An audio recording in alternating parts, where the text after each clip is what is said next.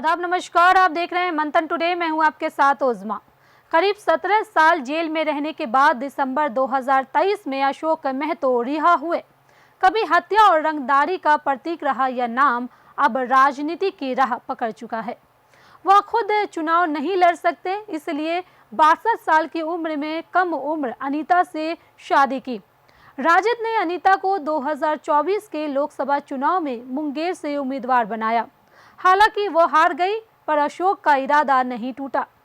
अब बाहुबली नेता अशोक महतो की पत्नी अनीता देवी एक बार फिर चुनावी मैदान में है। तेजस्वी यादव ने नवादा के वारिसलीगंज से अनीता देवी को टिकट दिया है। इससे पहले 9 अक्टूबर की रात अशोक महतो रावरी आवास पहुंचे थे, जहां उन्हें एंट्री नहीं मिली थी। अशोक महतो हैं कौन? आइए खौफ की पूरी कहानी आपको बताते हैं। 23 दिसंबर 2001 की सुबह नवादा जेल के आसमान में हलचल थी। 11:15 बजे एक टाटा 407 जेल के गेट पर आकर रुकी। गाड़ी में बैठे 15-16 लोग सेब की टोकरी लिए आए थे। उन पर टोकरियों में सिर्फ फल नहीं, बंदूकें छिपी थी। संतरी से कहा गया कि वे अशोक महतो और उसके करीबी अक्षत सिंह से मिलने आए हैं। कुछ देर बाद मुलाकात हुई, टोकरी अंदर गई और कुछ ही मिनटों में गोलियों की आवाज गूंज उठी।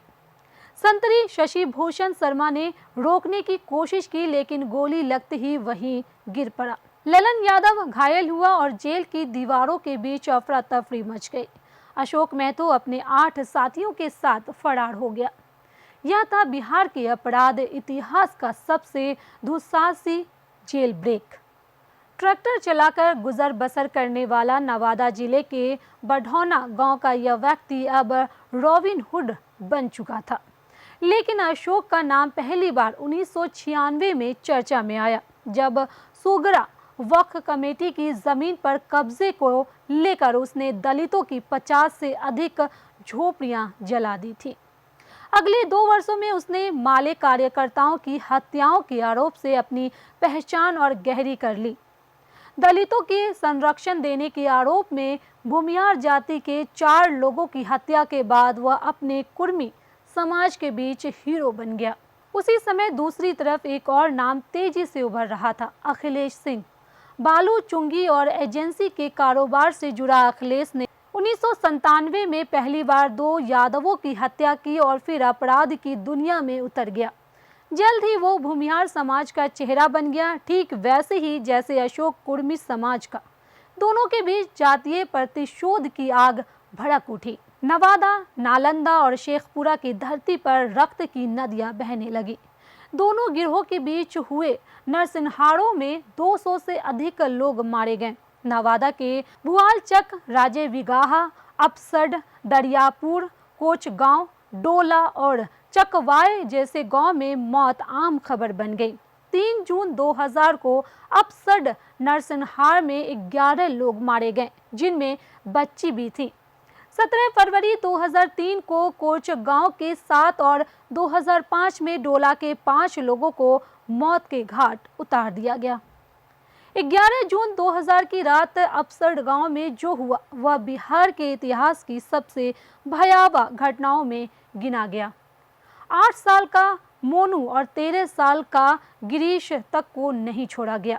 लोग छत पर सोए हुए थे, तभी अशोक महतो गिरोह ने ऊपर चढ़कर अंधाधुंध फायरिंग की। सुबह तक पूरा गांव लाशों से लपटा पड़ा था। उसी घटना में अखिलेश सिंह के छोटे भाई और मौजूदा विधायक अरुणा देवी के देवर की भी जान गई। अशोक पर न सिर्फ जातीय हत्याओं के बल्कि कई सरकारी अधिकारियों और नेताओं की हत्या के भी आरोप लगे। 2004 में शेखपुरा के बीडीओ अशोक राजवत्स की हत्या, नालंदा में वैद भाइयों का अपहरण, विधायक रणधीर सोनी पर जानलेवा हमला और पूर्व सांसद राजू सिंह की हत्या में उसका नाम आया।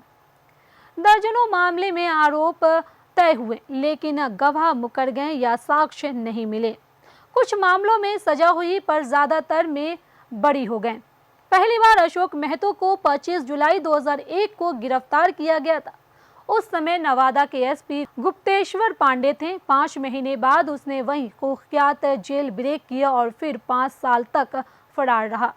कई हत्याओं को अंजाम देता रहा, जब तक कि 13 अगस्त 2006 को झारखंड के पाकुड़ से गिरफ्तार नहीं हुआ।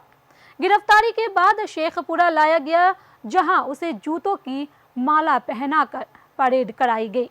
जिस व्यक्ति की पहचान कभी मौत और खौफ से थी, अब वह मंचों पर विकास और न्याय की बातें कर रहा है।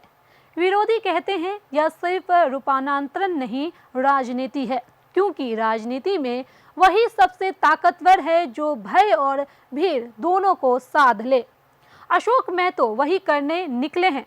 जेल से निकला बाहुबली अब सियासत का नया खिलाड़ी बन चुका है। फिलहाल इस खबर में इतना ही। देश दुनिया की ऐसी ही तमाम बड़ी खबरों के लिए बने रहे मंथन टुडे के साथ ही हमारे चैनल को लाइक करें, सब्सक्राइब करें, फॉलो करें।